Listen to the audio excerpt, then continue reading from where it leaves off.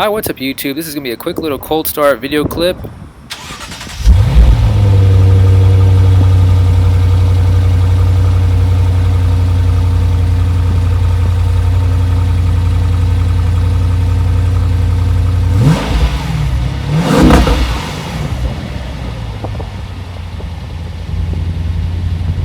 When I first started the car this morning, it was at about 4,500 RPM, so it takes a little time for it to warm up.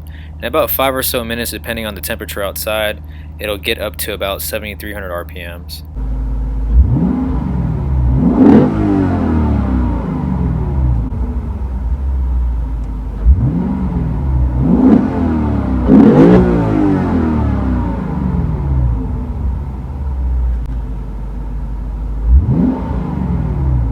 Well, that's it for today's video clip. If you enjoyed it, please hit that like button, comment below what kind of videos you want me to post in the future, and be sure to subscribe and share the video. And as always, thank you all for watching.